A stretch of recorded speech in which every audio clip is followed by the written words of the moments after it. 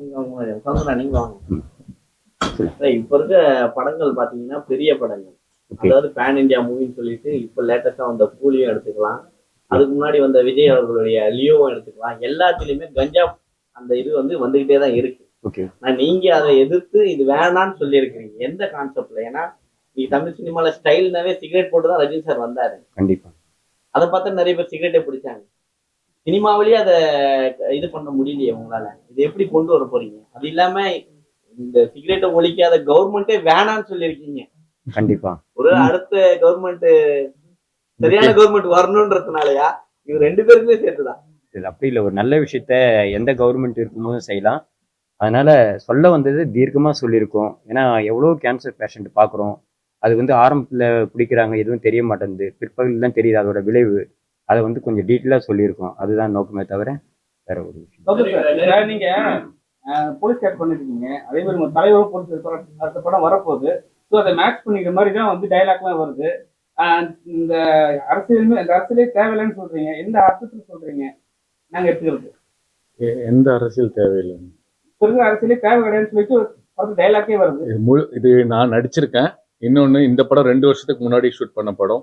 ஜனநாயகன் இப்போதான் வந்திருக்கு. ஸோ இது முழுக்க முழுக்க இயக்குனருடைய வழிகள். அவர் திருவள்ளூரில் அவர் பார்த்த வாழ்வியலை, அவர் பார்த்த குற்றங்களை ஒரு கற்பனையாக வச்சு ஒரு கதையை எழுதியிருக்காரு. எனக்கு பிடிச்சிருந்தது, நான் நடிச்சிருக்கேன். மற்றபடி எனக்குமே இதில் ஒரு கருத்து உண்டு. புகைப்பிடித்தல் உடலுக்கு கேடு, மது இருந்ததில் வீட்டுக்கும் நாட்டுக்கும் கேடுன்னு சொல்கிறாங்க. அது இதனால நிறைய இழந்த குடும்பங்களை இழந்தவங்களுக்கு தான் தெரியும் இதனுடைய வழி. அதனால அவருடைய இது இருக்கவே கூடாதுன்னு சொல்றாரு. அதுக்கான ஒரு ஜஸ்டிபிகேஷன் சொல்லிப்பாரு. இது ஒரு தனி மனிதனா நம்ம எடுக்க முடியாது, ஒரு எல்லாரும் சேர்ந்து முடிவெடுக்க வேண்டியது. அதனால அது அரசியல் மாற்றங்கள், நிறைய அரசியல் தலைவர்கள் சேர்ந்து மக்களுக்கும் சேர்ந்து அது பண்ணணும். மேலை நாடுகள்லாம் இது லீகலா இருக்கு.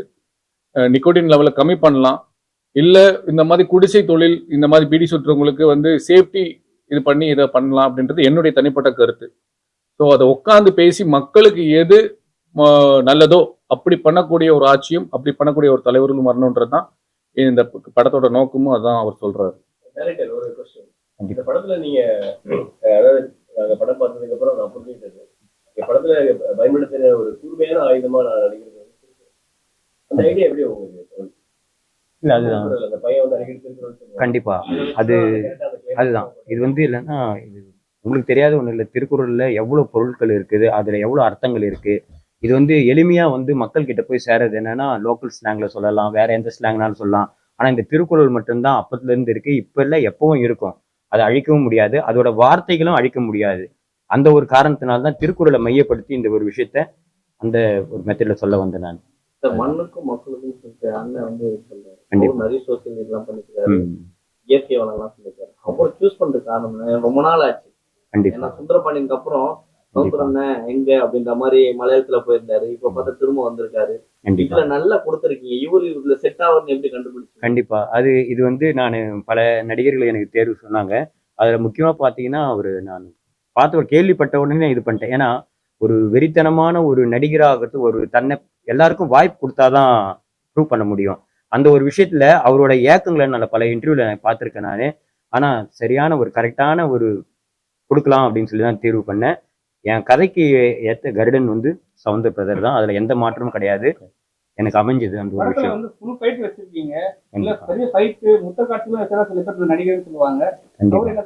அதெல்லாம் எதுவும் கதை கேட்கவே இல்லை. அந்த பக்கமே போற வேலையே இல்லை நம்மளுக்கு. நம்ம ஏன் நடுராத்துல சுடுகாட்டுக்கு போனோம்? அந்த மெத்தட்ல தான் எடுத்து வச்சிருக்கோம்.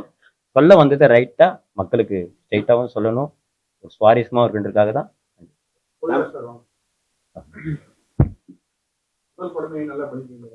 கருத்து முக்கியமான கருத்து சீரட்டு இருக்கு எதிராக இருக்கு. வருங்காலத்துல எப்படி நிறைய ஹீரோவா நடிக்கிறதுன்னு தெரியும். ஒரு ஆக்ஷன் படமோ அடுத்த வருங்காலத்துல இருக்கும். நீங்க சீரட் பிடிக்கிற காட்சியில்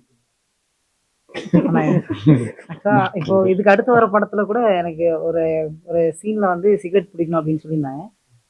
என்ன நடந்தாலும் அது மட்டும் நான் பண்ண மாட்டேனே அப்படின்னு சொல்லிட்டு தான் நான் சிகரெட் காட்சி வேணான்னு சொல்லியிருக்கேன். ஏன்னா இதோட பெரிய ரீசன் என்னன்னா, அப்பா இந்த மாதிரி தான் இறந்தாரு. ஸோ இந்த கான்செப்ட்ல எப்படி இருக்கோ அப்படிதான் அப்பா இறந்தாரு. ஸோ அதனால வந்து நான் இந்த மது, சிகரெட், இந்த புகையிலை அது எல்லாமே நான் வந்து அவாய்ட் பண்ணிட்டு தான் இருக்கேன். நடிகர் ஹீரோக்கள் கூட நிறைய பேர் ஒரு சில நாள் ஒரு தம் அடிச்சு தான் வராங்க. சினிமானாலே விஜய் சொன்ன ரஜினி சொன்ன எல்லாருமே தம் அடிக்க வாங்க. நிறைய அரசியல் கட்சி நிறைய சினிமாக்கள் வேண்டாம், சினிமானாலதான் நிறைய பேர் சேர்த்து குடிக்க கத்துக்கிறாங்க அப்படின்னு சொல்றாங்க. அந்த மாதிரி பெரிய ஹீரோக்களுக்கு ஒரு ரிக்வெஸ்ட் என்ன சொல்லுங்க? பெரிய அந்த அளவுக்குலாம் எதுவும் கிடையாது.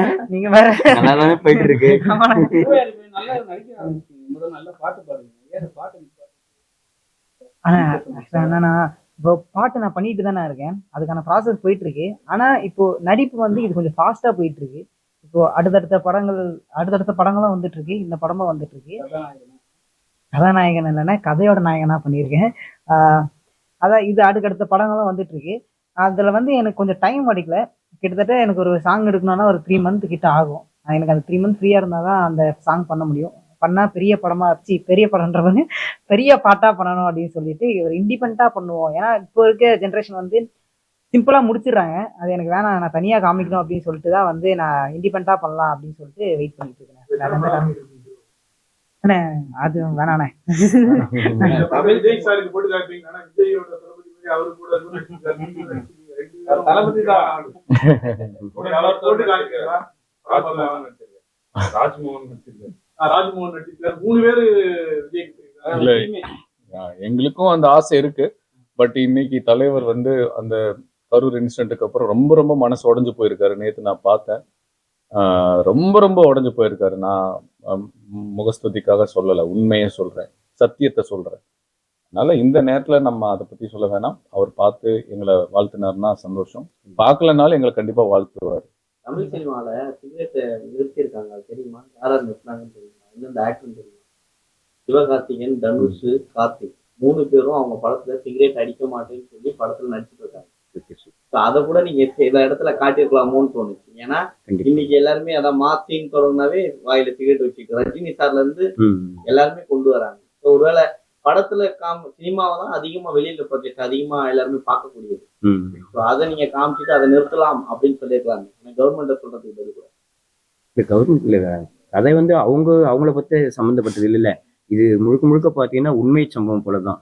நான் திருநெல்வேலி மாவட்டம்லாம் போயிருக்கேன். நான் போயிட்டு இது எல்லாமே நான் அனலைஸ் பண்ணியிருக்கேன். நான் அந்த ஒரு பீடி 1000 பீடி சுற்றினா எவ்வளோ பணம் வரும்? 200 வரும். அதுலேயும் பார்த்தீங்கன்னா டேக்ஸ் எல்லாமே போயிட்டுனா 165 ரூபா மட்டும் தான் அவங்க கைக்கு வருது. இதுக்காக வந்து அதோட பின்விளைவு தெரியாமல் ஒரு விஷயம் பண்ணிருக்காங்க. இது இல்லைன்னா எவ்வளோ விஷயம் இருக்கு. அதனால தான் நான் அவ்வளோ டீட்டெயிலாக சொல்ல வந்தேன். இஸ்லாமிய தோழர் பண்ணாத விஷயத்த நீங்க வந்து படத்தை ஒரு காட்சி இருக்கீங்க, எவ்வளவு எதிர்ப்பு வரும்னு தெரியுமா? பண்ணுங்க, சொல்லுங்க. அந்த காட்சி நல்லா வெளில சொன்னாங்க, ரிவீல் பண்ணாதீங்க. அதான் இஸ்லாமிய பண்ணாத ஒரு அது வார்த்தையோட சொல்ல மாட்டாங்க. இல்ல, அது ஆக்சுவலி அது இவர் ரிசர்ச் பண்ணி இல்ல, இப்ப இவர் அதை வந்து ரிசர்ச் பண்ணி இந்த படத்துல கற்பனையா தான் பண்ணியிருக்காரு. எதுவுமே இதுல உண்மை கிடையாது. இந்த படம் முழுக்க முழுக்க இவருடைய பொது சிந்தனையும் வழிகளையும் ஒரு கற்பனையான ஒரு கதையா திரைக்கதை அமைச்சு கொடுத்திருக்காரு. அது ஒரு சில தவறுகள் இருந்தா மன்னிச்சுக்கன்னு முன்னாடியே சொல்லிட்டாரு. நம்ம அத கற்பனை யாராவது மனசை புண்படுத்திருந்தா நானும் சேர்த்து மன்னிப்பு கேட்டுக்கிறேன். ஐயோ, எனக்கு டான்ஸ் மட்டும் தான். ஹேர் ஸ்டைல் வந்து நான் அப்பத்துல இருந்து சின்ன வயசுல இருந்து இப்போ வரைக்கும் ஒரே ஹேர் ஸ்டைல் தான். நான் இப்போ கூட அதே ஹேர் ஸ்டைல்ல தான் இருக்கேன். அதுல வந்து நான் அந்த முடி தூக்கி போறது உங்களுக்கு தனியா காமிச்சிருக்கலாம். அதுக்கு வந்து அண்ணன் தான், ஏன்னா ஒருத்தருக்கு ஒரு மேனரிசம் அதுல வச்சிருப்பாரு. அது முடி தூக்கி போறதால அவங்க தனியா தெரிஞ்சுக்கலாம். நான் அப்பத்துல இருந்து ஒரே ஹேர் ஸ்டைல் தான் நான் மெயின்டைன் பண்ணுவேன். ஆமா, கரெக்ட். அப்ப வேணும்னா கட் பண்ணிப்பா, அதுக்கு கட் பண்றது படங்கள் வந்து தேட்டர் வந்து கிடைக்கவே இல்லை. அதே போல தேட்டர் கிடைச்சாலும் பெரிய படங்கள் முந்திக்கிட்டு வந்துட்டு நம்ம படத்தை வந்து உள்ள வராத அளவுக்கு தடுத்துருது. உங்களுக்கு கரெக்டான நேரம் அமைஞ்சிருக்கு, ப்ரொமோஷன் இல்லாம நிறைய படங்கள் வெளியே போயிருக்கு. இந்த படத்துக்கு எந்த மாதிரியான ப்ரொமோஷன் பண்ண போறீங்க? மக்கள் தான், மீடியா தான், நீங்க தான். வேற எனக்கு உங்களை விட எனக்கு ப்ரொமோஷன் உண்மையிலே இல்லை. எனக்கு உண்மையை உரைக்க சொல்றது வந்து பத்திரிக்கை மட்டும்தான். அதை நம்பி தான் முழுக்க முழுக்க இருக்கேன். சேர வேண்டிய இடத்துல சேர்த்திருக்கேன்.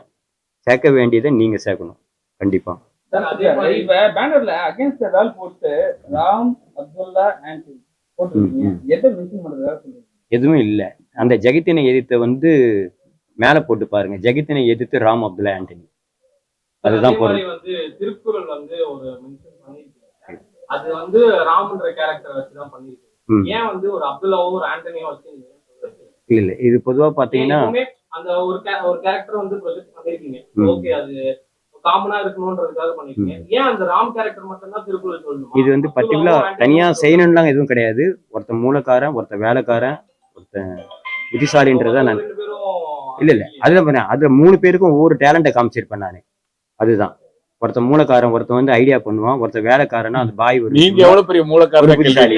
அதுதான் இல்ல நான் அப்ரிஷியேட் தாங்க பண்றேன் ஐயா, உங்க அப்ரிஷியேட் தான் பண்றேன். அதுதான் அடுத்து யார முடியாது ஹீரோயின் பண்ணணும் ஏதாவது ஆசை ஏதாவது அந்த மாதிரிலாம் எதுவும் இல்ல. அவனுக்கு நிறைய கேர்ள் ஃபிரெண்ட்ஸ் இருக்கு. எப்போ நான் இங்கே பாத்துட்டேன். எங்க அது அக்கானே என்னண்ணே நீங்க சொல்லவே இல்லப்பா, நீயே தான் சொன்ன. அதுதானே நீங்க பாத்துட்டீங்கன்னா நான் ஒருத்தவங்க சரி விடு விடு, நீ மாட்டிக்கின. மாட்டி விட்டீங்க. ஹீரோயின் யாராவது சொல்லுங்க யார் பேர் நடிக்கணும்னு ஆசை இருக்கா? அந்த மாதிரிலாம் எதுவும் இல்ல சொல்லியிருக்கான் அவன், ஆனா சொல்லக்கூடாதுன்னு சொல்லிட்டான். சொல்லக்கூடாது. கூட்டப்படாதீங்க நான் இது மாதிரி எதுவுமே சொன்னது அந்த இல்ல. விசுவாசம் படத்துல அஜித் சார் பொண்ணு வருது இல்லையா, அவங்க பேர் என்ன, அந்த பொண்ணு கூட ஹீரோயினா நடிக்கணும்னு இப்பதான்.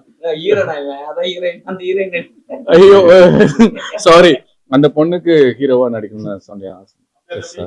உங்களோட அப்டேட் சொல்லுங்க. நான் என்னென்ன படம் போயிருக்கு, இதுல ஹீரோவா பண்றீங்க? இப்போ சாயாவனம் அடுத்த மாசம் ரிலீஸ் பண்ற பிளான் பண்ணிட்டு இருக்கோம். அதுல ஹீரோவா பண்ணிருக்கேன். நான் வயலன்ஸ்னு ஒரு படம் பண்ணிருக்கேன். சிரீஷ், பாபி சிம்மா, யோகி பாபுவோட ஒரு காம்பினேஷன் சப்போர்ட்டிங் லீட் பண்ணிருக்கேன்.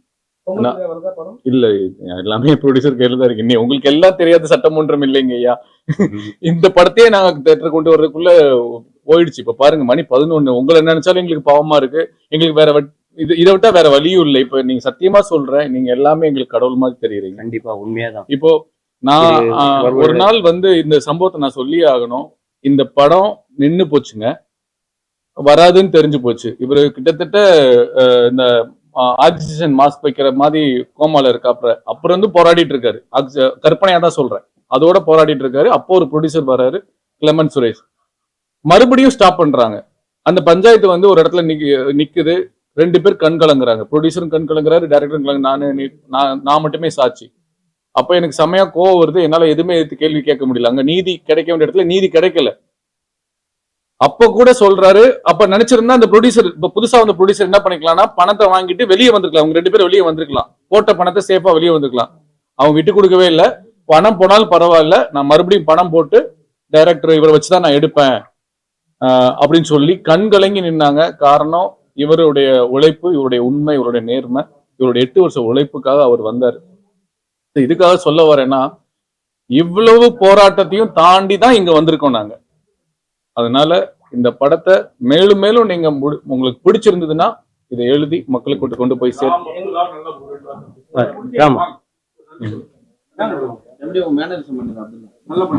எல்லா மீடியாவுக்கும் வணக்கம். நான் புதுமுகம் அஜய் அர்னால்ட். இந்த படத்தை பார்த்து நான் என்ன சொல்ல விரும்புறேன்னா, டேரக்டருக்கு தேங்க்ஸ் சொல்ல முடியும். ஏன்னா வேற எதுவும் பண்ண முடியாது.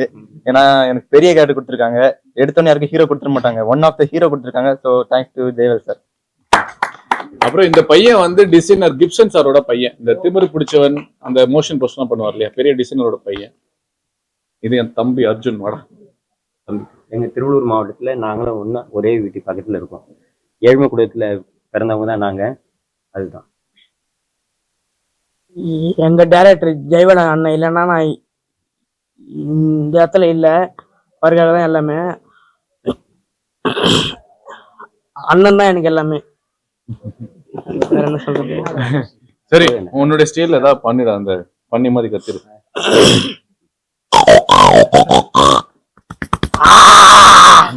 படம் பார்க்க வாங்கன்னு சொல்லிடு. அப்படியே எல்லாரும் தியேட்டருக்கு வந்து படம் பாருங்க.